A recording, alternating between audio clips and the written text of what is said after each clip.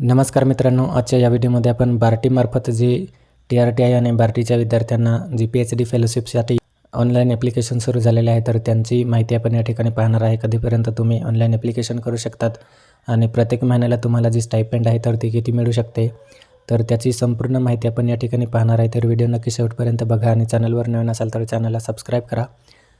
तर पहिल्यांदा आपल्याला बार्टीच्या ऑफिशियल वेबसाईटला व्हिजिट करायचं आहे आणि त्यानंतर नोटीस बोर्डमध्ये तुम्हाला या ठिकाणी डेट दिसणार आहे 1 ऑगस्ट आणि त्यामध्ये तुम्हाला ॲडव्हर्टाइजमेंट डिटेल दिलेली आहे. तर PDF या ऑप्शनवरती क्लिक करून तुम्हाला ही जी संपूर्ण माहिती आहे तर ती रीड करायची आहे. जसे तुम्ही 2023ला रजिस्टर झाला असेल PhDसाठी तरी तुम्ही फॉर्म अप्लाय करू शकतात. 2024मध्ये केला असेल, 2025मध्ये केला असेल, तर 2023, 24 आणि 25मध्ये ज्या विद्यार्थ्यांनी PhDसाठी रजिस्ट्रेशन केलं असेल तर त्यांच्यासाठी हे जे ॲप्लिकेशन आहे तर ते आहे.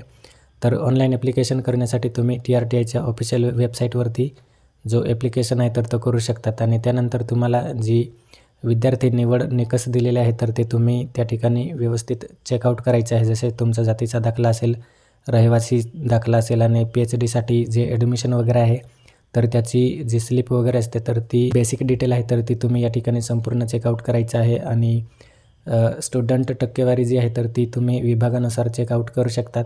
त्यानंतर तुम्हाला जे डॉक्युमेंट वगैरे आहे तर ते लागणार आहे अपलोडसाठी. तुमचा पासपोर्ट साईज फोटो असेल, आधार सीडिंग प्रमाणपत्र, अर्जदाराची स्वाक्षरी, त्यानंतर आधार कार्ड, पॅन कार्ड आणि डोमासाईल, त्यानंतर जातीचा दाखला, कास्ट व्हॅलिडिटी, उत्पन्नाचा दाखला. तर अशा प्रकारचे जे बेसिक डॉक्युमेंट आहे आपले ग्रॅज्युएशनचे वगैरे मार्कशीट आहे तर ते त्या ठिकाणी लागणार आहे. त्यानंतर तुम्ही खाली पाहू शकतात जे ऑनलाईन ॲप्लिकेशन आहे तर ते TRTIच्या ऑफिशियल वेबसाईटवरून तुम्ही करू शकतात. 1 ऑगस्टपासून 31 ऑगस्टपर्यंत तुमचा ऑनलाईन ॲप्लिकेशन आहे तर तो तुम्ही करू शकणार आहे. निवड निकष जे आहे तर ते दिलेले आहे तुम्हाला या ठिकाणी. ऑनलाईन तुमची एक्झाम किंवा इंटरव्ह्यू वगैरे आहे तर ते होऊ शकतात. तर त्याची माहितीसुद्धा तुम्ही त्या ठिकाणी रीड आऊट करायचं आहे. तर ज्या विद्यार्थ्यांनी PhDसाठी या ठिकाणी ॲडमिशन वगैरे घेतलेले आहे तर त्यांना प्रत्येक महिन्याला 37,000, 42,000 अशा प्रकारची जी स्टायपेंड आहे तर ती मिळणार आहे. तर याची संपूर्ण माहिती आपण ही जी PDF आहे तर ती आपल्या टेलिग्रामला अपलोड करणार आहे. तिथे जाऊन आपण जी PDF आहे तर ती संपूर्ण रीड आऊट करायचं आहे आणि त्यानंतर जो ऑनलाईन ॲप्लिकेशन आहे तर तो तुम्ही करायचा आहे. ही जी फेलोशिप योजना आहे तर त्याचा टाईम टेबलसुद्धा या ठिकाणी ऑफिशियल वेबसाईटला दिलेला आहे. तर या ठिकाणी तुम्ही पाहू शकता टाईम टेबल रिगार्डिंग फेलोशिप. तर या ठिकाणी सिम्पली PDF या ऑप्शनवरती क्लिक करून तुम्ही जी संपूर्ण टाईम टेबल आहे तर तो पाहू शकता. जाहिरात घोषणा 1 ऑगस्टपासून 31 ऑगस्टपर्यंत. तुम्हाला काही टेक्निकल प्रॉब्लेम असेल तर तुम्ही 1 तारखेपासून 31 ऑगस्टपर्यंत जे आहे तर ते कॉन्टॅक्ट करू शकतात. त्यानंतर अर्ज करण्याची जी अंतिम मुदत वगैरे आहे तर ती या ठिकाणी दिलेली आहे 31 ऑगस्ट वगैरे. त्यानंतर जे डॉक्युमेंट व्हेरिफिकेशन असेल किंवा मेरिट लिस्ट असेल तर ती या ठिकाणी तुम्हाला ऑक्टोबरमध्ये तुमची जी निवड प्रक्रिया आहे तर ती होणार आहे. त्यानंतर तुमचं जे डॉक्युमेंट आहे तर ते त्या ठिकाणी 15 ऑक्टोबर ते 19 ऑक्टोबरपर्यंत डॉक्युमेंट व्हेरिफिकेशन होणार आहे. आणि फायनल जे रिझल्ट वगैरे आहे सिलेक्शन तर ते त्या ठिकाणी 30 ऑक्टोबरपर्यंत जे आहे तर ती प्रोसेस पूर्ण होणार आहे.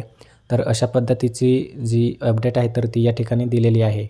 ऑनलाईन ॲप्लिकेशन करण्यासाठी सिम्पली तुम्हाला या ठिकाणी बार्टीच्या ऑफिशियल वेबसाईटवरती एक लिंक दिलेली आहे. त्या ठिकाणीसुद्धा तुम्ही जो फॉर्म आहे तर तो अप्लाय करू शकतात. ही जी ऑनलाईन लिंक दिलेली आहे आपल्याला फेलोशिप म्हणून.